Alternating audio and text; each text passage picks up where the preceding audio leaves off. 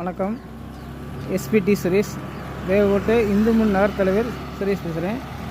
இது வந்து இந்த நான் நிற்கிற பகுதி வந்து கோட்டைமா கோவில் பின்புறம் வீதியில் வந்து இந்த இடத்துல வந்து ஒரு 200 ஆண்டுக்கு முன்னாடி ஒரு வேப்ப மரம் இருந்துச்சு. ஒரு 5 பேர் கட்டி பிடிச்சாலும் அந்த மரத்தை கட்டி பிடிக்க முடியாது, அந்தளவுக்கு மரம், ஒரு வேப்ப மரம் இங்கே இருந்துச்சு.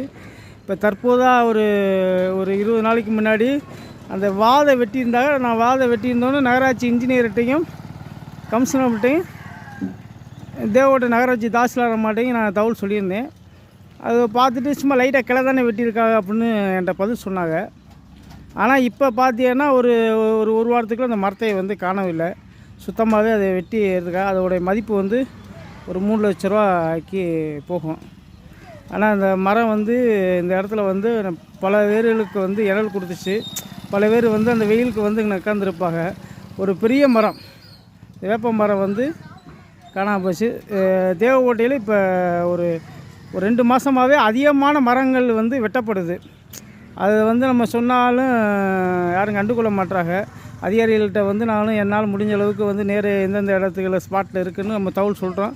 அதை வந்து கேட்டால் லேசாக வெட்டுறா பண்ணுறான்ற இந்த மாதிரி ஒரு 200 வருஷம் வந்து மரத்தை வந்து யாரும் உடனே வச்சு உருவாக்க முடியாது. அது இருக்கிறது அழிக்காமல் இருந்தால் கொஞ்சம் நல்லாயிருக்கும்.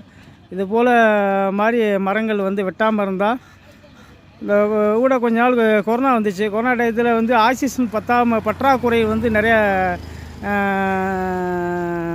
வந்துச்சு. அப்போ அந்த மரங்கள் இருந்துச்சுன்னா நமக்கு அதோடைய இதாக இருக்கும். அதுவும் போல் வேப்ப மரம் போது நமக்கு வந்து உடம்புல வந்து நோய் நொடியை வந்து கண்டிப்பாக வந்து குணப்படுத்தும்.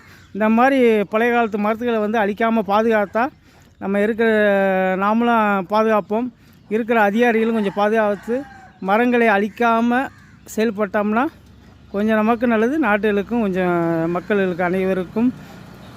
ரோட்டுகளில் இருக்கிறது ஒரு வெயில் டயத்தில் வந்து ஒரு அமைதி உட்கார்றதுக்கு கொஞ்சம் சௌரியமாக இருக்கும். கொஞ்சம் மரத்துகளை வெட்டாமல் கொஞ்சம் இது பண்ணுவோம். இந்த இடமே அந்த மரம் இருந்த ஸ்பாட்டு. இதில் வந்து இப்போ மரமே இல்லை, அதை பாட்டு மூடியிருக்கா பாருங்க, இதுதா அதான் 2 ஆண்டு. அது சுற்றுலா பார்த்தீங்கன்னா 5 பேர், அந்த சுற்றுலா வந்து 5 பேர் கட்டி பிடிக்கலாம், அந்தளவுக்கு இருக்கும். அதோடய மதிப்பு வந்து 3 லட்ச ரூபாய்க்கு மேலே தான் போகும். ஏன்னா அதோடைய அவ்வளோ பெரிய மரம், மேக்கோப்பே அந்தளவுக்கு இருந்துச்சு. இதை உடனடியாக வந்து அதிகாரிகள் வந்து நடவடிக்கை எடுக்கணும், அதை சொல்லி கேட்டுக்கிறேன். கடைக்கு இந்து முன் நகர் தலைவர் சுரேஷ்.